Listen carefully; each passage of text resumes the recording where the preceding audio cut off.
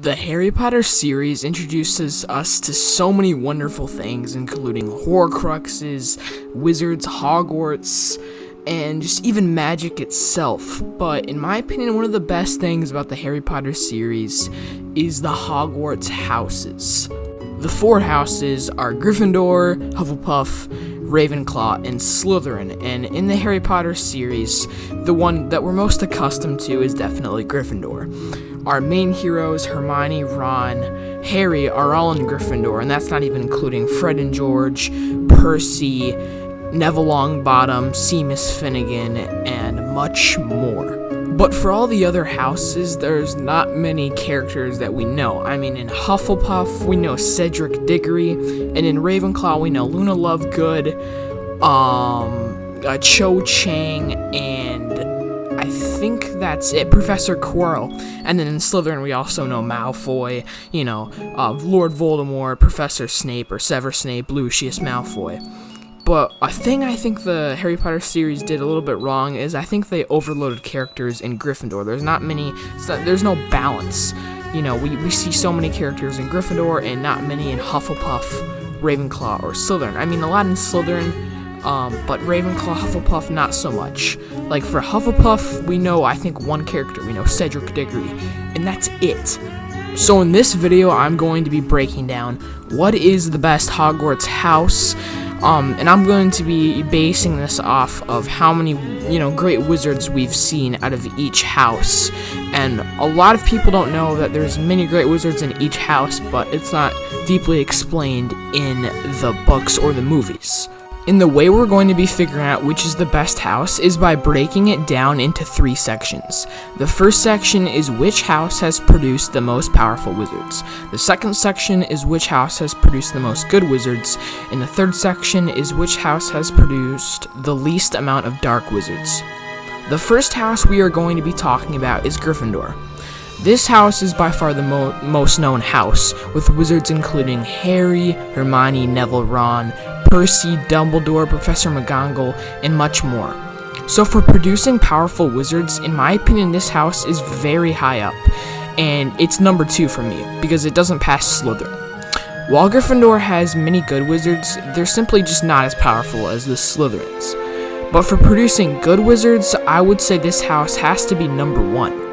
The next section and the last section is how many dark wizards has this house produced. And many people would say none, but this is not the case. The one wizard that went bad in Gryffindor is Peter Pettigrew. So for this section, it's tied for number 2. The next house we will be talking about is Hufflepuff. It's pretty obvious that this house is, the forgotten house, but Hufflepuff deserves more respect. For the first section, has this house produced any powerful wizards? I'm going to have to put this house dead last. While Hufflepuff has many good wizards, including Newt Scamander and Cedric Diggory, they're not extremely powerful. But for the second section, has the house produced many good wizards? I'm going to have to put them second behind Gryffindor. And for the last section, has the house produced any dark wizards? I would have to say Hufflepuff is number 1. Hufflepuff is actually the only house to never produce a dark wizard, which is pretty cool. The next house we will be talking about is Ravenclaw. Ravenclaw is popular, but it's somewhat forgotten. For the first section, has the house produced any powerful wizards?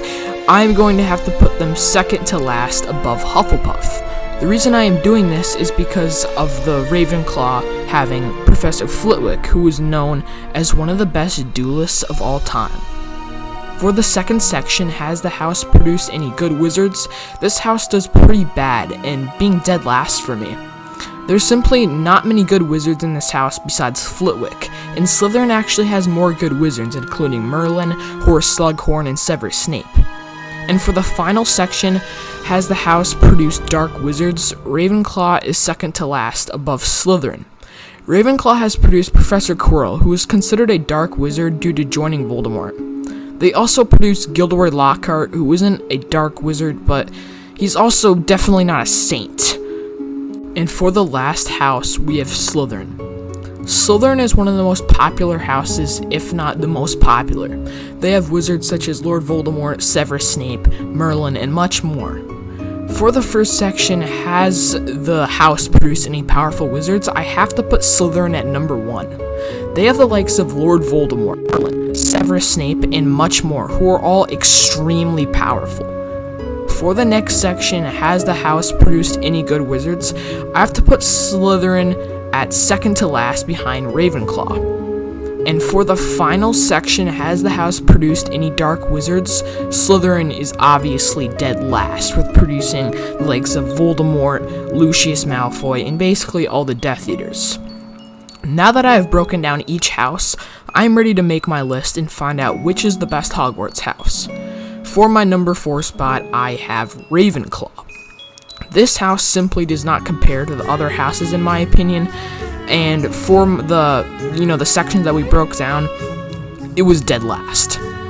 For my number 3 spot, I have Hufflepuff. The reason I put Hufflepuff above Ravenclaw is because of the sections we did above, and Hufflepuff does a lot better, and they simply have more good wizards in their house. For my number 2 spot, drum roll please, I have Slytherin. I am personally a Slytherin, and this is very hard for me to put them in my number 2 spot, but I have to. While they do better in the sections category, and they do better in Quidditch, and win the House Cup more, if it wasn't for Slytherin, there would not be 2 wars. For my number 1 spot, you guessed it, it's Gryffindor. This house is simply the best. From having the most powerful wizards like Dumbledore, to not producing barely any dark wizards, they just have to be number 1. So if you enjoyed this video, hit the like button, subscribe for more Harry Potter videos, Star Wars videos, all that kind of stuff. And if you liked the video, comment what you want to see next. It would really help me out, and I just want to hear from you guys. So yeah, I will see you in the next video.